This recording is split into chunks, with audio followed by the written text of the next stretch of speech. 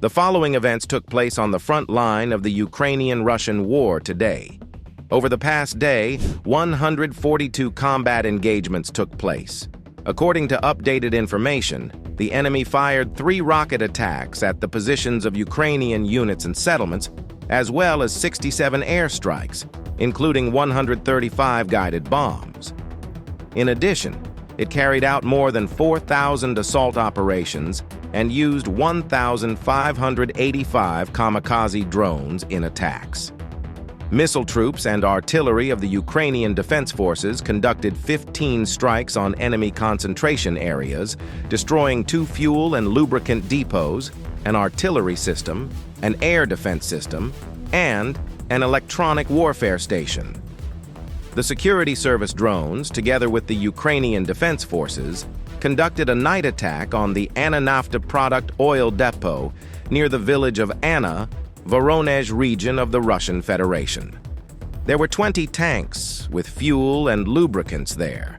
According to witnesses, Russian air defense was actively but unsuccessfully working in the area of the base.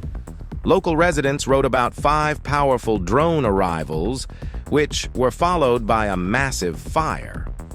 Also, according to the Russian edition of Astra, a private oil storage facility with a capacity of 10,000 square meters caught fire at night in the industrial zone of the village of Voronezh in the Perm region.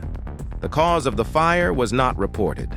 More than 60 specialists and 19 pieces of equipment were used to eliminate the fire, and no one was injured, the Russian Fire Service reported. According to the Security Service of Ukraine, in addition to active work on Russian airfields, warehouses with missiles and guided bombs, they do not forget about oil depots on enemy territory. They are an important logistical component of warfare. The velvet season, the destruction season, is in full swing. Speaking of destruction, this is what the Ukrainian city of Voronezh looks like now, or rather, it doesn't exist anymore. Instead of buildings, there are only ruins and chaos. All of this was done by the Russian army, which invaded Ukrainian territory and began to destroy everything that had been built. And if Ukrainians do not hold their ground, not only Voronezh, but many other cities and towns may suffer the same fate. Ukrainian cities are becoming targets for massive shelling and senseless aggression, which brings death and destruction to civilian infrastructure. Buildings, schools, hospitals, all of this is turning into ruins, and people's lives are turning into a constant struggle for survival. The defense of Ukraine is not just a struggle for territory, it is the defense of the future. If the aggressor is not stopped, the consequences could be catastrophic not only for Ukraine, but for the whole of Europe. Ukrainians are bravely holding the line, but global support is critical to protect them and stop the destructive war. The situation on the front line is currently tense. In the Kharkiv sector, the enemy conducted 4 offensive and assault operations in the areas of Staritsia and Voronezh. The number of combat engagements in the Kupiansk sector reached 11 over the last day. Ukrainian Defense Forces repelled the occupants' attacks in the areas of Sinkivka, Kurilivka, Pishchane, Vishneve, and Pershotravneve. In the Lyman sector, our troops stopped 13 enemy attacks. The invaders concentrated their main efforts in the areas of Makiivka, Novosadov, and Torsky. Also in this area, Ukrainian defenders professionally practiced FPV drones against Russian infantry, thus inflicting heavy losses on the enemy. 6 attempts of the invaders to advance near Chasovyi Yar, Andriivka, Bilahora, and Stupochki were stopped by Ukrainian troops in the Kramatorsk sector. The situation is under control.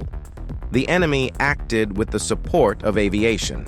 They attacked with guided aerial bombs in the area of Chasovyi Yar.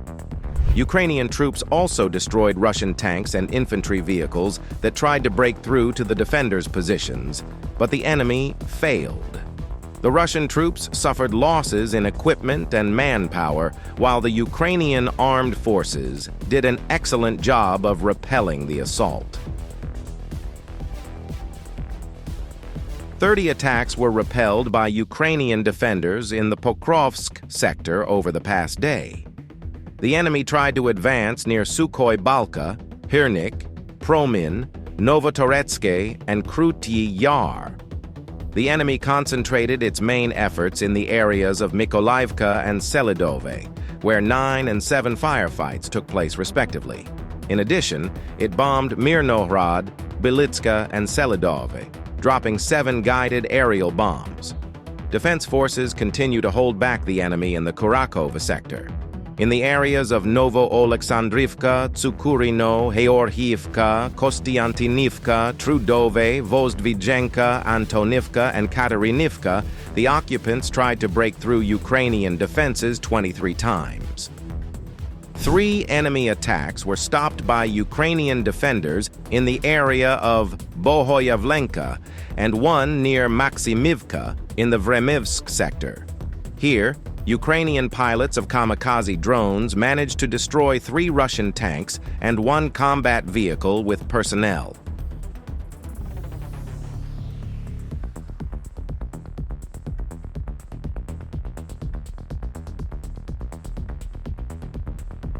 Ukrainian Defense Forces continue to conduct operations in the Kursk sector. Over the past day, the enemy launched 1 missile and 14 airstrikes on its own territory using 30 guided aerial bombs. In addition, it carried out almost 300 attacks. In total, the Russian invaders suffered 1,230 casualties over the last day. Ukrainian soldiers also neutralized 15 tanks, 31 armored combat vehicles, 59 artillery systems, 8 multiple launch rocket systems, 1 air defense system, 101 operational and tactical UAVs, 70 vehicles, and 3 units of special equipment of the occupiers. Thank you, friends. That's all for today. Subscribe to the channel to keep up with the latest developments. This video was prepared by Hustler. See you soon.